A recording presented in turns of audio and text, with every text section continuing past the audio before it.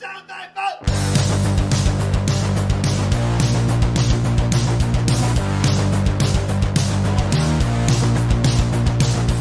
You heard the rest.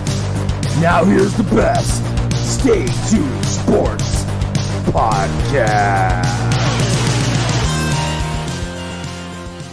And yes, welcome back to another episode of Stay Tuned Sports. It's your good friend Jimbo here with our weekly MMA combat episode. And a lot to talk about that has happened this past week. Plus, some drama last week with the UFC pay-per-view. And some drama earlier today with one of the UFC champions relinquishing his belt.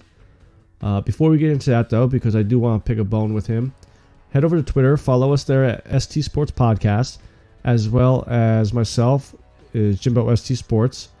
Head over our Facebook page and like and share there. You can find all of our episodes, gets loaded on there, as well as our Twitter there. And head over to our YouTube channel, subscribe to that. I'm really trying to get myself to get the videos and all that stuff updated. Hopefully in 2020, we'll actually have live videos going on there instead of just the Stay Tuned Sports logo, and you can listen to us. At least this way you could maybe interact with us and things like that. So, earlier today, Henry Cejudo relinquished his flyweight belt due to basically inactivity.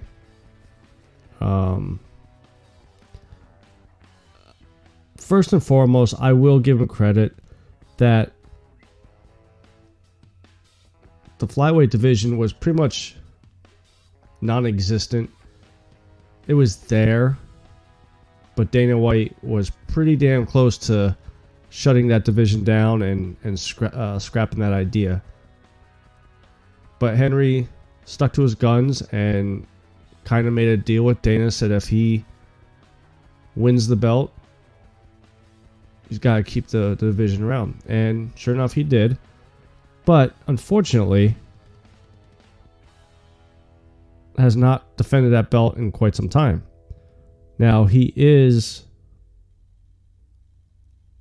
the 135 champion, which he beat TJ Dillashaw to become a champ, as everybody calls him.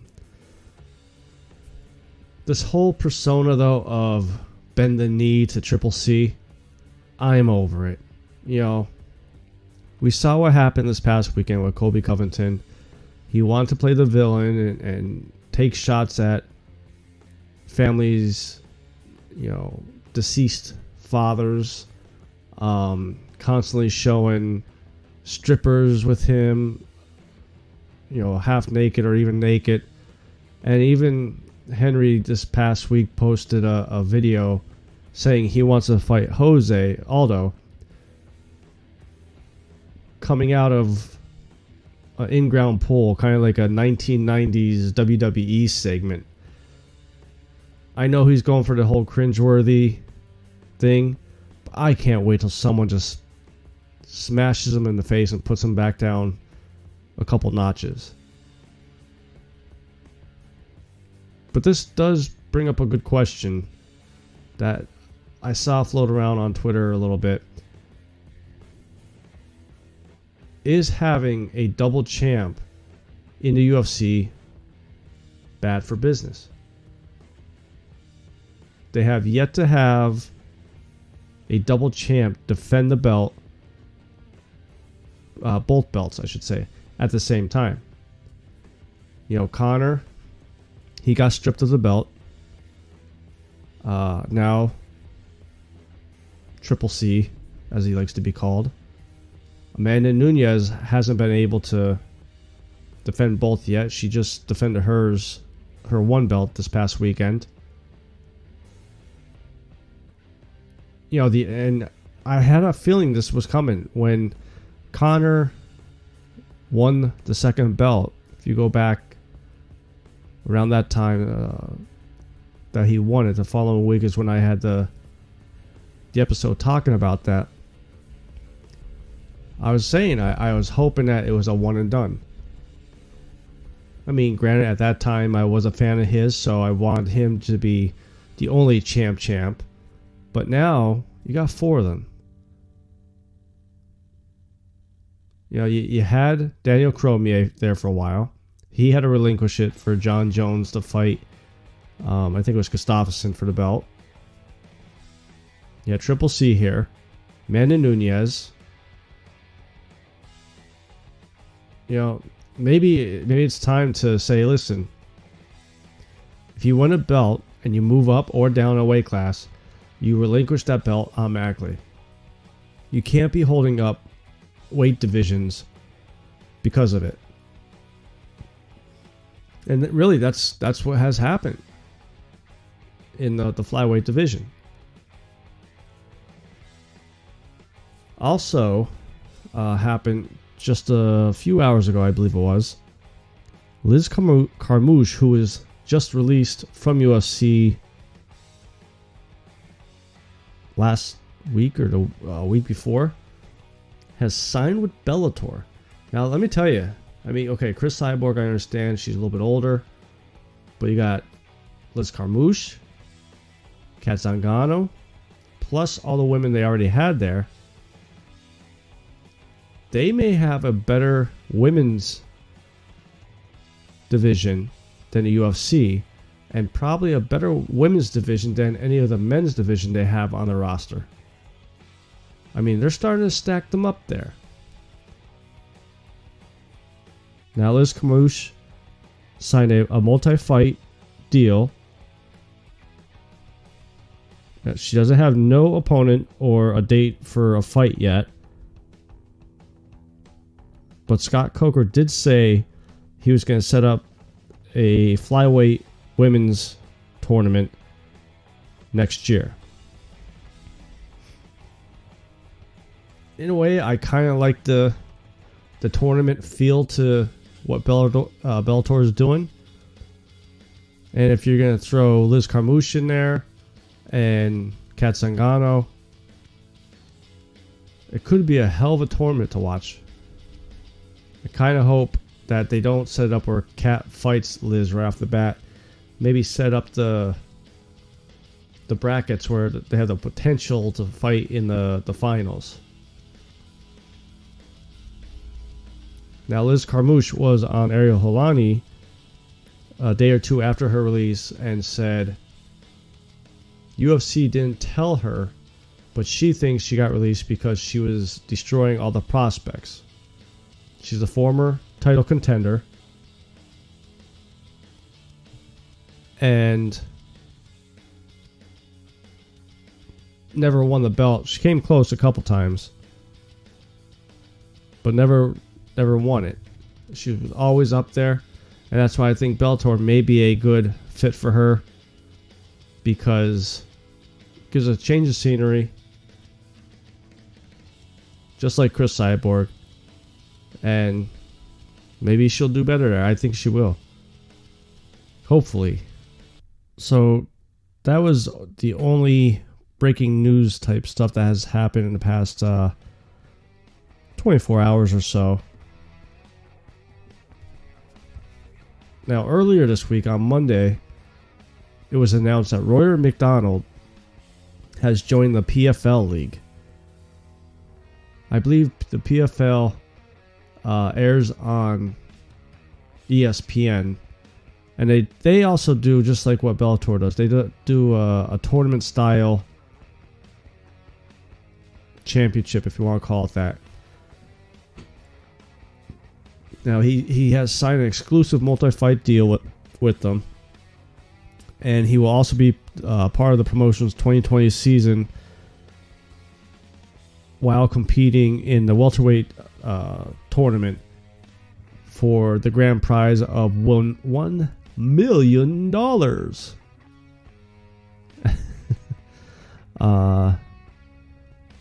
He was quoted to say, "I'm excited to join the PFL, where every year the World Championship and $1 million belt is there for the best fighter without any games or politics. I believe in the PFL sports season format and fighters' first organization." Now that first part of his comment is kind of interesting, and we all kind of know what the shot was taken at when he said without any games or politics. To me, that's a shot at the UFC. You know, Dana White, who's totally in love with Khabib and Conor, is trying to figure out a way to get those two to do a rematch again.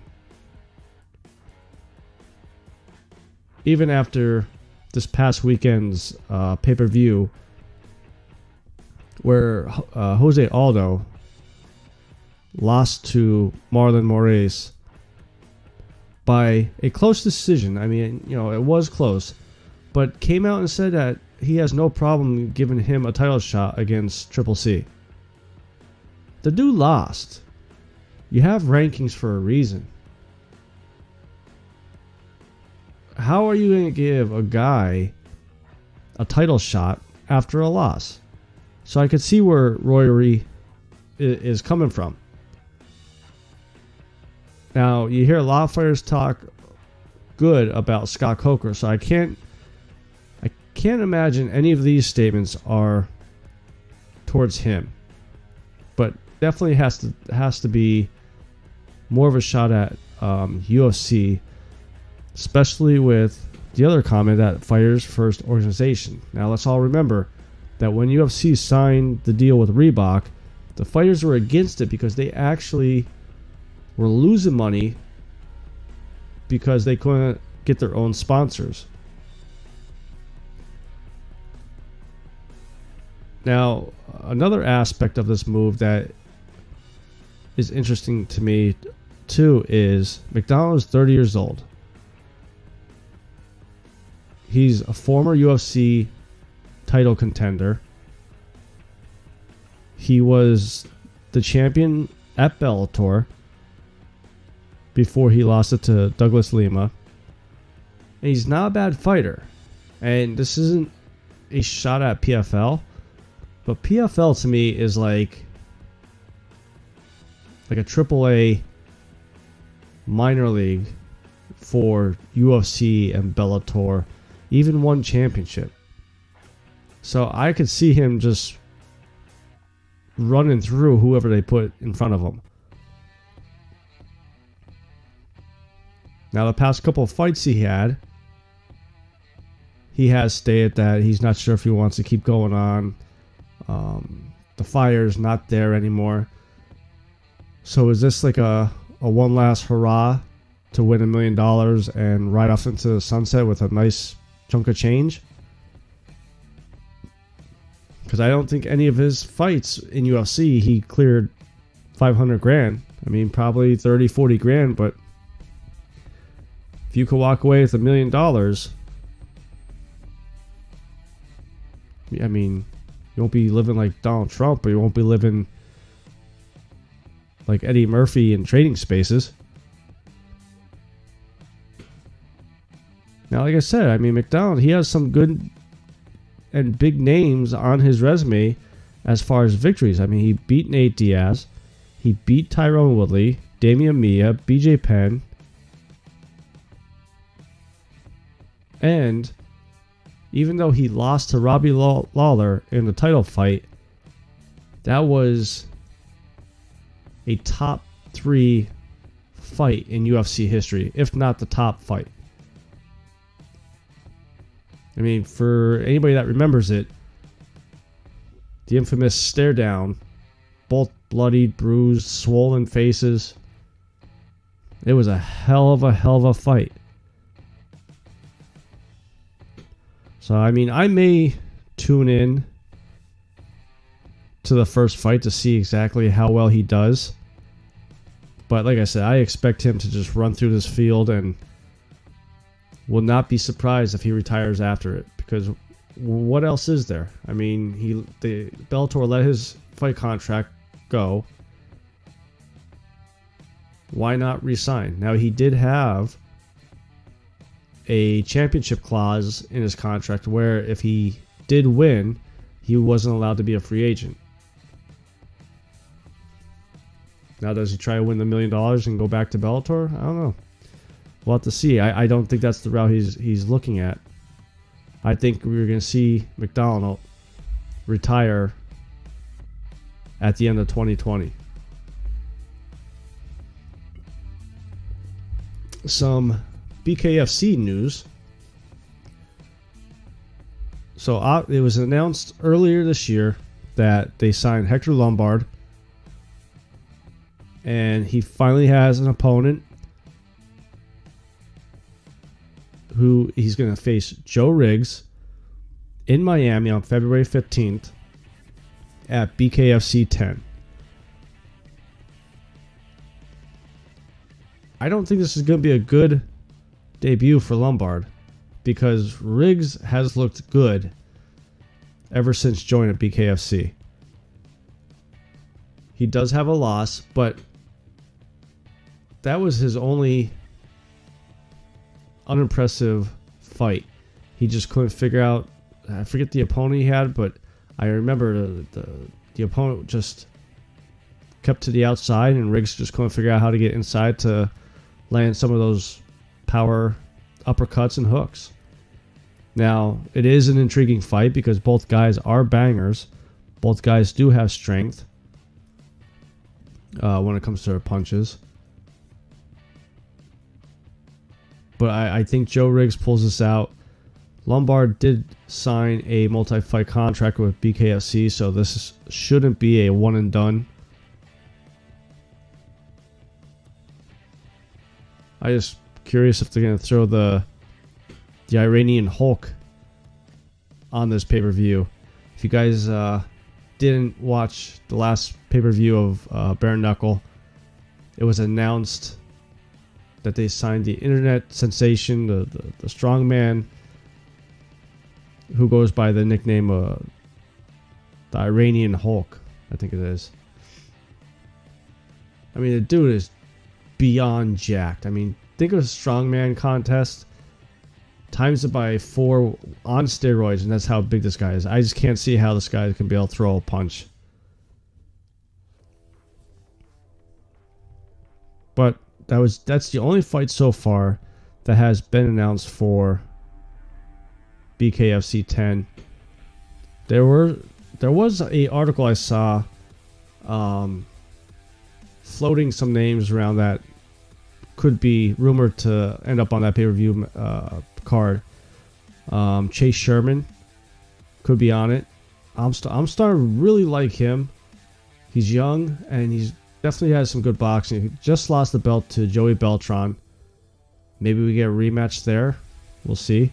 I know he was calling for Sam Shoemaker out, so that would be a hell of a fight. Shoemaker hasn't fought in a couple pay-per-views, so it'd be nice to see him back there. Reggie Barnett was another name. He's always exciting. So once again, BKFC 10 is potentially looking to be another good card, an entertaining card. So we're going to take a quick little break here. But like I said at the top of the show, head over to Twitter. Follow us at ST Sports Podcast. Like and share our Facebook page, as well as subscribe to our YouTube channel. So we will be right back.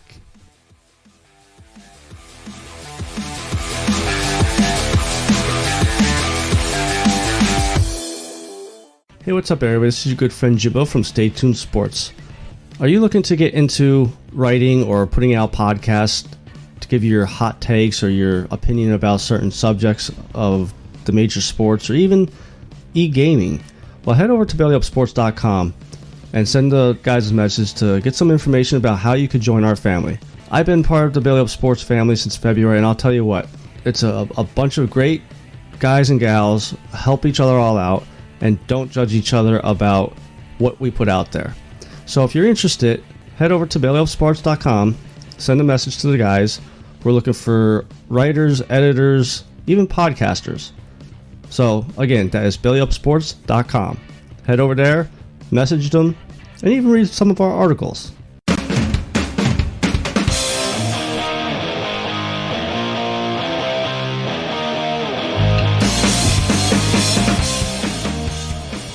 welcome back after that little quick break there, but from Belly Up.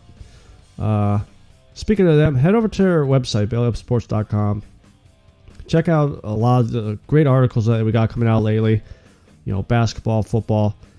Check out the forum as well. There's a lot of good topics on there that even myself have added some questions on there. So getting back into the show. Last week we had the UFC 245 pay-per-view.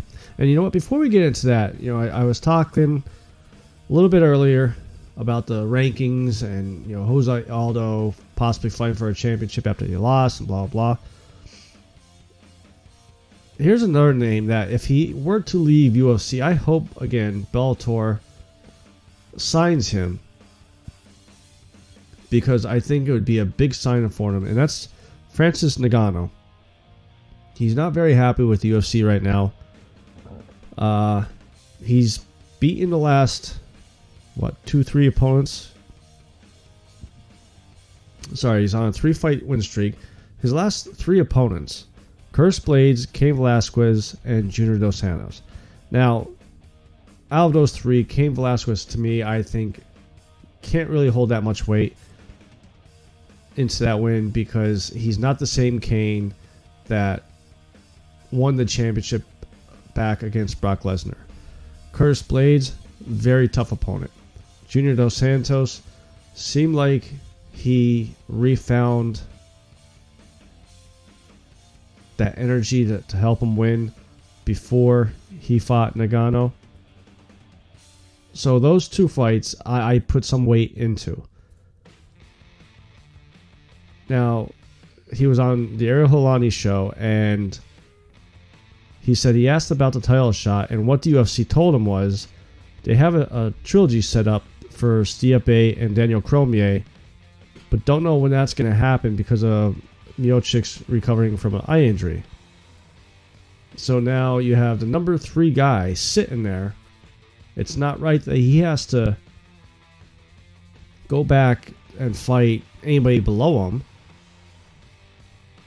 And it wasn't like Stipe won that fight or lost that fight close. I mean, he did get beat good. I think he should fight Ngannou. I mean, what is the point of having rankings if you're just going to say, basically, we're just going to make fights however we want? Let's make a 170 fight a 205er. And on top of that, I brought up about Conor McGregor being a double champ. Dana White even came out and said with that fight, with Conor versus Cowboy, that if Conor wins, he will get a title shot against Khabib. Khabib is in the 155-pound division.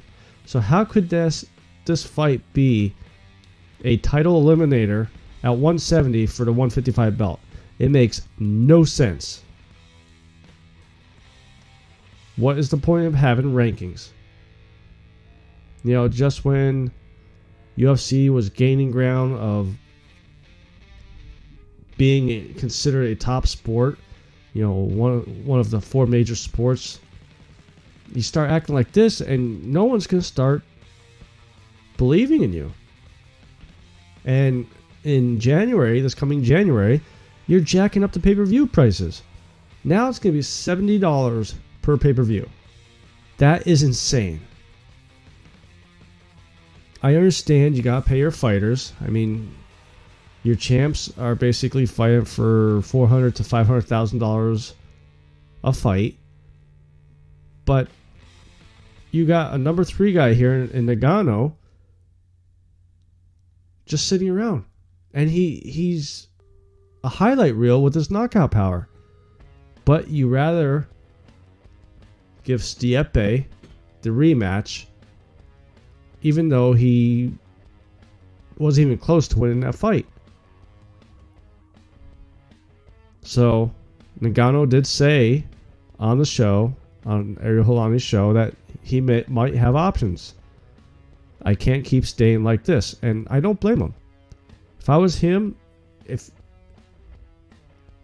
he doesn't get a title shot next year, at least early next year, I'd go to Bellator. I'd go to a different company, because ever since UFC got sold and Dana White is basically have full control, it's just going to shit.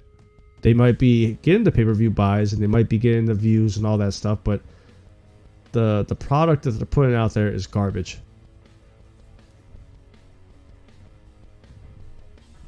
Now, even though I just said that, the product they're putting out is garbage, I will say last week's pay-per-view, UFC 245, actually was a very good pay-per-view. I mean, from the start to the end. Started off with Peter Yan defeating Uriah Faber. And I'll tell you what, the old man, he tried to hang in there, but he just got ran through. I haven't seen him get mauled that bad probably since I think he was in the WEC when Jose Aldo just kicked the leg right out from underneath him, just to the point where he couldn't stand no more. A lot of people are saying Faber should retire. He's 40 years old, this and that. He's still competitive. He's not a BJ Penn. He's not a Diego Sanchez or Gilbert Melendez. But he can't go up against top prospect guys. Put him with the between 10 and 15 ranked guys. That could be entertaining fights, and he has a chance to win. I just don't think he's at that point yet to retire. I think he has another year, and then he could retire. After that fight, we had Marlon Moraes versus Jose Aldo. Been talking about all show. It was a close fight. I had Marlon winning. I know a lot of people had Jose winning. Marlon won by a split decision. Instead of giving Jose a title shot, and I brought this up on Twitter to a couple of people that said, Jose deserves the title shot. No one deserves a title shot after a loss. If you think it was that close of a fight that he deserves a title shot, then make a rematch against Marlon Moraes as a number one contender fight. And like Dana White has always said over all these years, don't leave it in the judge's hands. Unfortunately, Jose Aldo did. He lost. Then we had Amanda Nunez versus JDR. And I mean, Nunez is just a different animal. I wrote an article a couple months back on Belly Up, a pound for pound ranking one. And I said in there, I think at the time I had her as a number 3 pound for pound best fighter. I think I had Cormier 1. And I think I forget who I had number 2. Maybe it was Triple C. I can't remember. But I said if she could defend her belt a couple times, there's no reason that she can't be the number 1 pound for pound fighter. And I'll tell you what, she's done it clean. She's done it dominant. She has to be considered the number 1 pound for pound fighter. Daniel Cormier. Okay, he lost. Yes, he won the belt back. But Nunez has defended the belt twice. Her last fight, the joke that came out of it was she kicked, she punched Chris Cyborg so hard she knocked her right out of the UFC. Granted, it was a whole contract thing, but UFC wanted nothing to do with resigning her. Nunez is just a different animal, and I can't see Maybe Clarissa Shields could beat her. Yeah, okay. I wish that would stop too. The whole crossover boxing versus MMA, all that stuff. I am happy with Nunez's comment about that though, saying that if she wants to come to my sport, I will ground and pound her and jiu-jitsu her into the ground. Co-main event was Volkanovski versus Max Holloway, and this was another good fight. Volkanovski just took the legs out, kept chopping away at the legs, and you could see the one leg definitely was bothered, and he pulled out a unanimous decision. And most of the time when you read the next day, see unanimous decision, you think, oh man, he ran through him or she ran through him and it wasn't even close. This was another close fight. I definitely had it a 3-2 score, but those leg kicks just really held Holloway back, I think. Then we had the main event, Kamaru Usman versus Colby Covington. Thankfully, Covington lost in the 5th round, and a lot of people were saying it was a quick stoppage. He was, according to the book, intelligently defending himself. Listen, he wasn't even moving. Broken jaw or not, he was rolled up. Yes, he was covering his head, but he was making no attempt of trying to get out or get away from these punches. Now, this was another good fight. This was another back and forth fight. I believe going into the 5th round, I actually had it 2-2. Covington had the broken jaw that he suffered in the 3rd round, I believe it was. And if you guys get to see the highlight of when that happened, I mean, Jesus Christ, Usman punched Covington's head all the way up into the 5th row. And for Covington to be able to take that punch, as much as I don't like you, dude, my hats are off to you. You took a lot of good punches and you gave a good fight. Now a lot of people, some people are upset that he left the arena with his head covered up, and listen, until you guys or myself get into the octagon and try this out, however you want to leave the ring or the arena after a defeat, as long as you're not bashing fans or calling fans names or being disrespectful, do what you want. But I really think Covington, with this villain persona, left covered up, thinking going in that if I win this fight, this whole villain thing is going to just blow up and be bigger than he ever thought. And now he basically has egg on his face. But overall, I thought it was a hell of a pay-per-view. There's a fight night over in China that's like 5 o'clock in the morning. I ain't getting up that early for it. But that's going to be it for this week. With Christmas coming up next week, me and O'Brien are going to try to get a show out for you guys. But in case we can't, I want to wish everybody a happy holidays, Merry Christmas. Hopefully Santa Claus is good to you guys. So until next time, because I won't say next week, because I'm not sure. Till next time, this is your good friend Jimbo, signing out.